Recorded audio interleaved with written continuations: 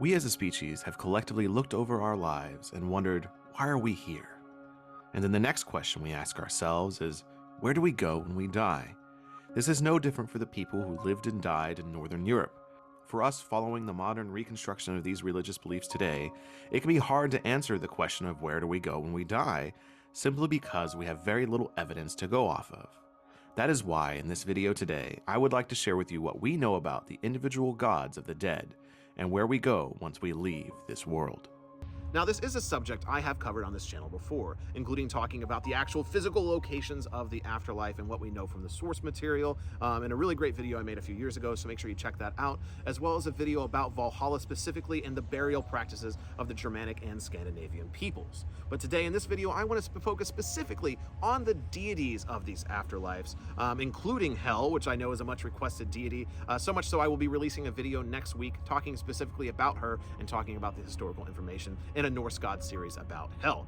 So of course we'll be talking about her, Odin, Freya, and Ron and Ager throughout this video and how they govern their realms of the afterlife, as well as just the concept of death within the Norse faith today. Now again, I'll go ahead and start talking about Hel right now because I know this has been a much requested thing. Once again, I will be doing a full video on her coming very soon, but for the most part, I want to cover her as a deity and how she was established as the god of the afterlife. So she is a daughter of Loki, and basically when the Loki, Fenrir, and Jormungandr were all born, the gods had to decide what to do with them. And so Odin began placing them in various places, and Hel he placed in the afterlife of the dead to govern the sick and the old. Now this is interesting as a concept because it goes from one extreme to another. Some depictions of Hel are a very, very, very depressing place because it's like, oh, that's just where the old and the sick go. And then other depictions, and a lot of people attached to, is that it's not that bad of an afterlife.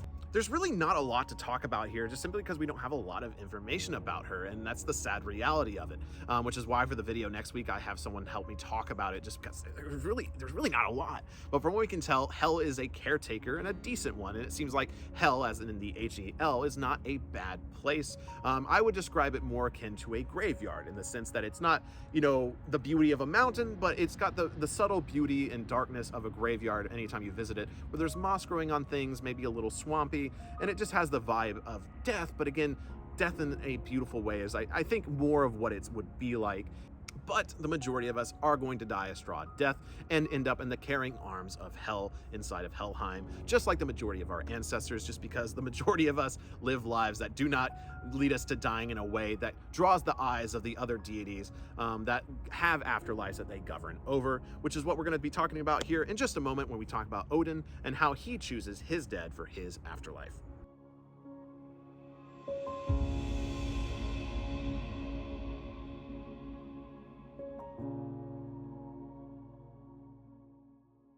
I feel like I really don't need to talk about Odin and Valhalla too much, just simply it's because it's something I've talked about on this channel before, and most people getting into Norse paganism, Norse mythology, know about Valhalla or Valhall just because it's one of the most popular things known about the faith is the idea that warriors, when they die, go to Valhalla and fight there and feast there until Ragnarok.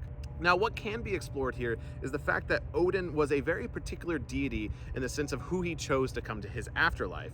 Just as I said with Hel, he decided, oh, Hel, you'll take care of the sick and the old, and it seemed like maybe, this is my interpretation a little bit, but the sick and the old were not something the gods were prepared to deal with. And so when humans began to die, they didn't know what to do with their essence, their souls. And so they were wandering around aimlessly in Niflheim, Helheim, and they didn't know what to do with them. And so when Hel came about, they decided to put her in charge of the dead and give them a single place to go to. And we definitely see that Hel as a physical location, as far as the place that Hel, the bridge to Hel, the place where Hel is and the dead are, is a physical location to the Norse mindset.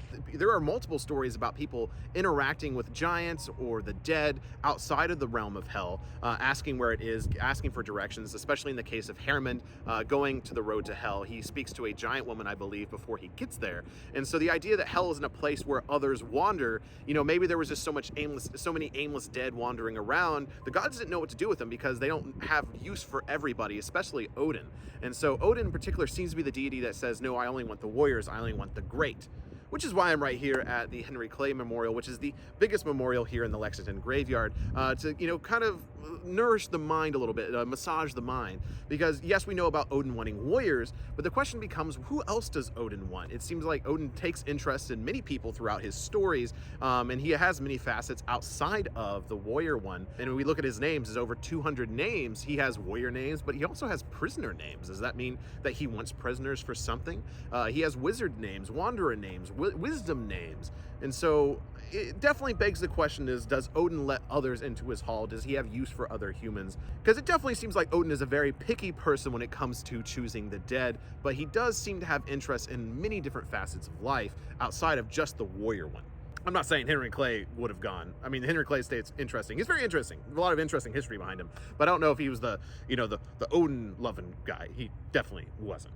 An interesting note on that, there's nothing in paganism that says, or in the histories that say you have to be X religion in order to go to Valhalla. It just says great warriors. So it makes me curious is if, Valhalla is, this legitimately real place where warriors go to die, do Valkyries take other warriors that are not necessarily pagan, like, other great warriors up to Valhalla? I'm not really sure. Again, I don't explore the Valhalla thing too much. I've talked about it quite a bit. But, for me, I know I'm not going to Valhalla, at least not in the warrior set. But in my mind, if I do something worthy enough of Odin to gain his attention, then great. But at the end of the day, I've kind of accepted the fact that I'm going to die of old age or disease, and that's okay with me. Taking a quick break here to say, if you're enjoying this video, please think about liking, subscribing, and all that good YouTuber stuff.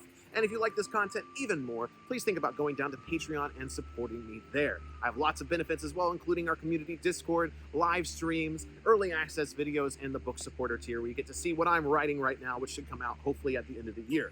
Other than that, we do have our community website, which we are pushing for the fall very soon. If not at the time of this video coming out, it's very soon. So please make sure you go down to the website and check out what we're doing down there. We have our community events up there as well if you want to attend one of our gatherings, which we're having several this month and next month. There's a lot. We have our first international one, so definitely make sure you're subscribing to that newsletter and checking out our website as often as possible. But with that, let's get back to the video.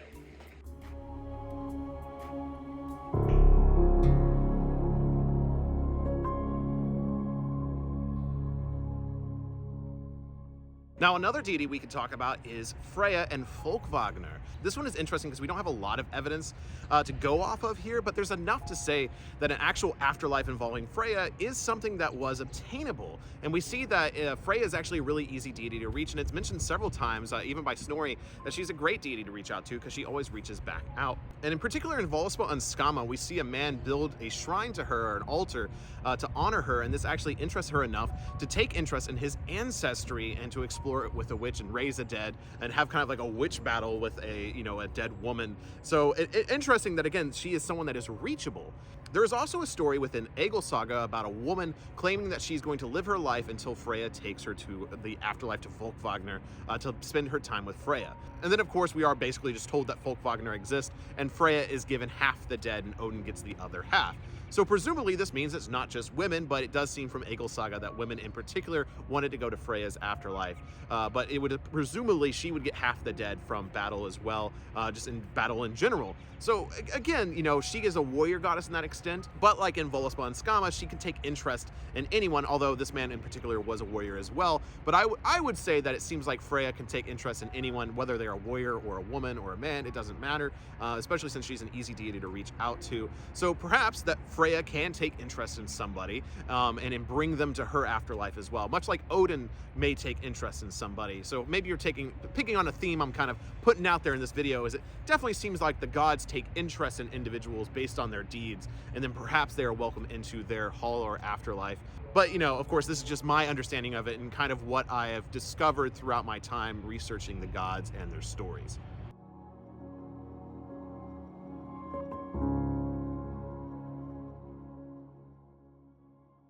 So one interesting note about like the afterlife and the gods of the afterlife is, is there a bad afterlife in Norse mythos and within the Norse faith?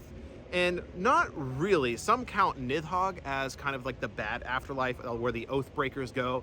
And you see a lot of people trying to insult others, like, I hope you get eaten by Nidhogg in the afterlife. Like, you are not worthy of the other afterlife. And quite simply, there's just not a lot of mentionings of Nidhogg within the mythologies. Not enough to basically determine he is the bad afterlife where all sinners go within the faith. But I will say, historically, we know the Scandinavian people were really big on oaths, and oath breakers were seen as some of the worst in society. And people who committed great offenses, as I discovered in the Gragas laws, at least in Icelandic medieval law, if you were a full outlaw and you were basically exiled from society forever, and you were meant to wander the lands, and anyone could kill you at any time. And so this was the worst form of punishment someone could receive. And so it is presumable that people who are full outlaws in Scandinavian society as a whole would have also been seen as going to the bad afterlife if they were oathbreakers or murderers or any of the full outlawry things that could have been claimed. And so it's presumed that in the afterlife they would be that same as well, and they would not be allowed within the halls of hell, that they would have a mark of an outlaw, and they would be forced to wander around Niflheim or wherever, basically aimlessly. And we see people that interact with others outside of the gates of hell, outside of the afterlives. And so maybe these full outlaws would be wanderers as well, basically forced to wander outside of a tribe or a central location. And perhaps that they could be so much so devoured by Nidhogg at some point and recycled in that way. But yeah, I see Nidhogg as more as this like recycling force, because he is gnarling on the roots of Yggdrasil, and then there's the eagle at the top. There's this balancing thing. So I don't really see Nidhogg as a proponent of the bad afterlife, even though some people within the greater heathen community do.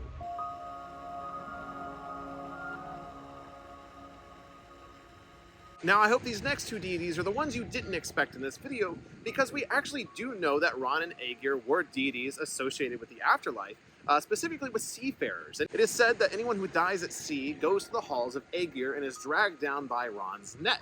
And so it very much fits with this kind of nautical mythology that kind of follows across all seafaring people. Even like Davy Jones, this idea of you have to serve Davy Jones if you die at sea and stuff like that. That we see, and of course, in movies and just in popular mythology around the sea in general. So there's really hardly anything about Aegir and Ran within the prose and poetic Edda, except for the fact that they did hold feast and these large get-togethers. So again, while this afterlife may have this like nautical mythology of darkness in the sense that, like, you know, Davy Jones and these concepts are kind of not considered good things, but the halls of Aegir and Ran are actually considered, you know, good. You know, Aegir is the brewing god, so there's lots of good drink down under the sea if you would go to serve Aegir and Ran. One thing I will say is, after I did my research and my conversation with Dan Cultus that wrote Heathenry in the Sea, he had a particularly close relationship with the sea because he was a navyman that actually was in a submarine at some point. So he had a much different connection to these deities than even our Scandinavian ancestors who were Vikings, because he was actually under the ocean diving down as a seafarer. And one thing that he mentioned was giving offerings to Ran before he took off. He also kept a gold coin on his person in case something happened at sea, so that he could pay Ran in order to gain a good access to Aegir's hall upon his death, which again is a darker concept, but again a very interesting one. So the idea of Aegir's hall being this place of servitude and Davy Jones being servitude definitely seems to be something that kind of carries through. The idea that if you do die at sea, you go to their hall, it's probably not a bad thing, but you are going to be in some form of service to Aegir and Ran, it seems like, or at least the way I interpret it. But again, not wholly a bad thing. This kind of brings us to the end of this video in general, and the idea, again, that I've kind of suggested throughout this video is that if you have something to offer a deity, it is more likely that they take interest in you and want to bring you to their afterlife, their hall. In fact, the majority of deities, at least the larger deities, we know they had some form of land, realm, or hall that they inhabited. So maybe they can take interest in you and bring you to that hall upon death, and you won't just wander aimlessly and go to Hell's hall and be there with the rest. But again, I can't say that for certain. This is just my interpretation of it, and you know, it's hard to say. Ultimately, the only people that know what happened when we die are the people who have died, which is also the light at the end of the tunnel, because ancestral veneration is an important part of this faith, and the idea that we can reach out to our ancestors and communicate with them, even the ones that go to hell that are in the earth.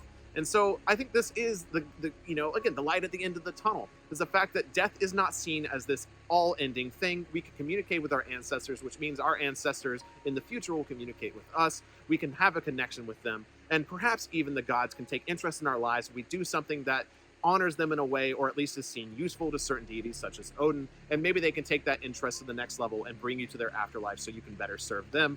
But again, it does seem to be something of some form of servitude, besides maybe hell and maybe Freya's. Hard to say. Again, let me know down below what you think of the afterlives and the gods of the afterlife, and my conclusions here that the gods can take interest in you, into the sense of servitude if you do die, and you can go be with that deity and better do things with that god. Again, it's all very interesting stuff, but at the end of the day, I try not to think too much about death. I'll worry about that when I die. For now, I'm concerned with what I'm doing here on Midgard and making this world a slightly better place and sharing this information with all of you. So thank you all so very much for joining me for this video, and until the hall, Skål.